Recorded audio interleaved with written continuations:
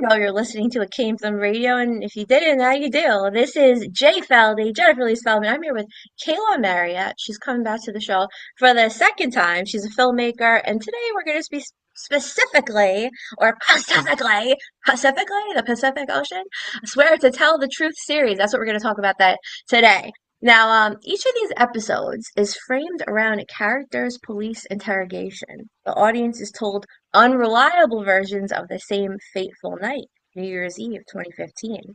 This cold case quickly morphs into a psychological thriller about what people will do to keep the truth buried.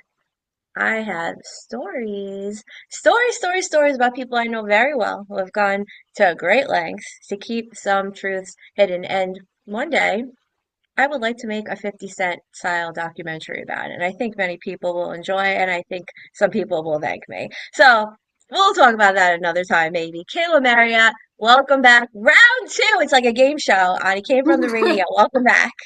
Thanks for having me. I want to watch that doc you're talking about. Oh Look yeah, I forward. referenced some stuff the last interview. Kind of Yeah, yeah, relates to that and your other film. yeah. So tell us a little more, please, about your Swear to Tell the Truth series. What's this all about? Yeah, so right now we're gearing up to shoot the pilot so then we can pitch it to make the full series and we can, show all those interrogations. So the first episode starts with Amelia, who will be our main character throughout, and her version of the truth. And then yeah, deeper, it's really it's about the stories that we tell ourselves, what the lies that we tell ourselves to create the narrative that fits what makes us comfortable to go through life. And we were saying before we started filming that I gravitate towards, making thriller and horror because I think it's a great genre to show like societal or the human condition, just how we experience life and how we deal with life. So this Hmm. is a way to show how your perception of yourself and other people um, can morph like you said, like the tagline, the lies that they tell themselves. It takes place in a small town, which is somewhere I grew up in a small town, and I'm deeply fascinated by that environment and how that shapes you, how that shapes, who you become and who you pretend to be. Like I said, it starts with Amelia, and her character has not been back to the town in 10 years. She was very much an outsider in this town.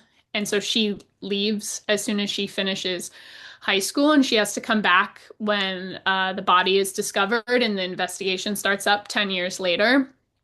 And no matter how much she's changed or grown in 10 years, she's right back to who she was in high school because of the perceptions of the people around her and how they're treating her and how they see her. And that's kind of really hard to shake. Um, we talk about like everybody has different narratives, different realities of life. Everyone has their own reality of how they see the world. Yeah. Um, and so I'm just kind of taking that long way to get to reality of how people see the world and using the structure of this murder investigation. Each episode, each character is their different reality. Yeah. Yeah, I like that because I consciously think about how my reality is very similar to my dad's reality. Even a friend had his teeth done. He came at 10 o'clock and had his teeth done to dental office. He's like, you're a clone of your dad. But the reality with my mom, which I've learned to enjoy and respect at 41, it took me a long time. Her reality is totally different than mine. And it's taught me from a very young age, probably by the age of 5. Like, Yeah. what she sees, her perception is going to be totally different than mine. So that's something, we should all keep in mind, helps us relate to each other well. And another thing, I heard this in my 20s, so I'd say like maybe 15, 20 years ago, that basically your life will improve uh, directly with how comfortable you are with having uncomfortable conversations and Mm, not lying to yourself.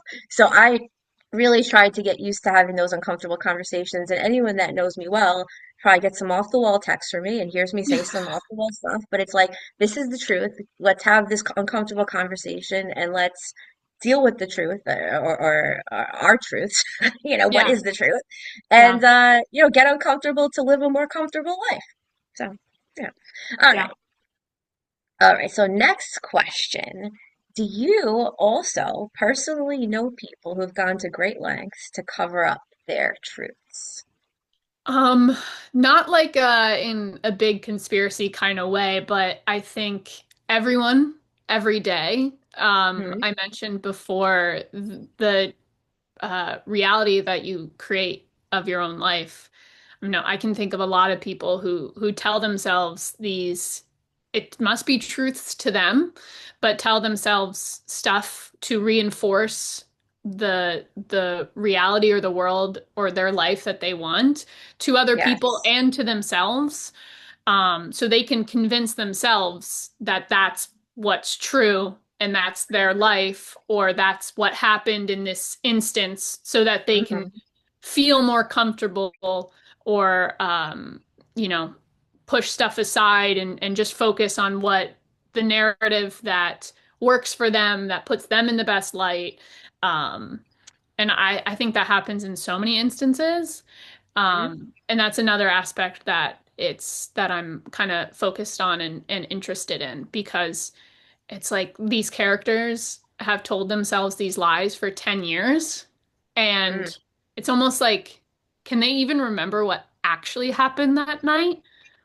Or how many times they've retold themselves that night as their lies? Because another thing that's interesting to me is memory. Memory is so malleable. I don't know if this is true, but if you've heard of, they're like, you're not remembering the memory, you're remembering the last time you remembered that memory, is something some people say. So it's just like I think a lot of stuff changes that you're like, oh, that happened 10 years ago, that happened 2 years ago, or whatever. But where you are now kind of influences how you remember that memory and what you Yes. remember from it or what you've forgotten. Um, so yeah, it's a fun box to kind of dive into. Dealing with the truth is usually not comfortable, but Hmm. I've I've thought of this. Basically I try to do this more and more every day. I don't not saying I do it, but basically waking up that it's a new day and be comfortable with basically ripping up the narrative of yesterday and Mm, today's a blank slate. And that's the way to grow and that's the way to learn. But if I'm holding on to what I thought was the truth yesterday, I'm never going to learn today if I'm introduced with new information. I'm gonna have that pain in the brain. So, yeah, the cognitive dissonance that actually yeah, feels painful in the body. So you got to just open yourself up to it and condition your brain to be here. Let's get some information that conflicts with what's in here. And if you don't yeah. condition yourself, you're never gonna learn new stuff. I love that. I like that a lot. I'm not a big New Year's resolution kind of person, but I really thinking about, you're carrying a lot of stuff from the past. It's some really heavy things, some personal stuff or whatever, and it's kind of hard to get through the day sometimes. But if Hmm. you do that blank slate, if you're like, today is a new day, and Hmm. what could the possibility be? And then especially like taking in new information and stuff, I like that a Yeah. lot. And also working on film sets, every time you start a new film, it's like a new vibe, a new song, a new Mm, cast of characters. So, they say that the brain doesn't really know the difference between watching a film and when you're going through it as an actor, even a producer, you're going through these motions. So I yeah, think at least for me, working on film sets has trained me to like, all right, new set, new day. I taught workout classes. I'm on set. Whatever I was doing outside, I'm here. We're doing a workout class mode, and I'm able to just get into this different zone the second I'm out. I might be a different person entirely. And yeah, that really helps you get through life. Anyway, yeah. so let's talk about financing. Now, financing films, crowdfunding, Indiegogo, begging, lying, stealing, cheating. I'd say weekly or sometimes every day. It's a question that people talk about and they'll ask me about and they'll text me about how should we finance this? What's the budget? Blah, blah, blah. So how did you get the money to finance this film? No, no. How do you go about financing your films? Um, yeah, I think it's different for each film. It's different for each project, like who you approach and stuff. Because, like you said, I think a lot of people can be phony, especially in the film industry. I mean, you'll go to events or you'll go to like the mixer after a festival or something, and you can point out the people who are really just there, whether they're young and they don't know better and they're just hungry, and they're just there to talk to the exact right person that will get them further, and you can tell that's why they're talking to people. Oh yeah, So I just try and be myself. And if that like resonates with people, if people, I have a good conversation with someone, I'm not trying anything, and if my project comes up in some way and it resonates with them, and whether they can finance or they know someone or down the line, I'm like, hey, I need a 1972 Chevrolet or something, like, there's so much, so much for film, you need like the oddest of okay. things. Everything. In this project, we need a squad car, a police car, and that can, for a day rate on a film set, that can be quite expensive. And luckily, I helped out a buddy who knows someone who has all of these different kinds of police and like ambulance stuff like that kind of cars, and he's just helping out, and all we have to do is pay for the gas. Amazing. Yeah. So Overused things. word, but it works. It really is amazing. Yeah, and that's just I help someone else out, just trying to be a genuine person and be kind to people. It's really hard to make any kind of film. So if I can help someone out, I'm not someone who has money, as I'm crowdfunding for this one. Um, if I can help out in a different way, I would love to. Especially because I know that person probably would help me out in return. But in this case, to sort of tell the truth, we have a fiscal sponsor, so it's tax deductible. And that's been really great at approaching people who like to donate to art in general. Since it's like this, it would be the same thing as like donating to a museum and stuff. So that's been really helpful for our crowdfunding process. But yeah, there's so many ways to go about it. Sometimes it can feel so shameless. Yeah. But yeah, it's a part of filmmaking that is unavoidable. That's the part I've avoided. I don't like my whole life. I've luckily fallen into, I think, every single job for the most part. It just, I walked into a gym one day, I had to pee. That's how I started training. I ended up teaching the main 2 out of 3 morning classes at this gym. I mean, everything, Me? asking them, oh God, I get it. Yeah. I'm not used to that. No. Now, switching gears, you work full time as a script supervisor in the Bay Area. Hmm. We're on the radio, so I can't quote Too Short. This is killing me. So, all right, whatever. In short, insert the Too Short line. Now you work on features, commercials, shorts. What's that like? It's amazing. I love working on so many different projects. I love being freelance. Like you said, as your experience on set, everything's new every time. You're working with different people.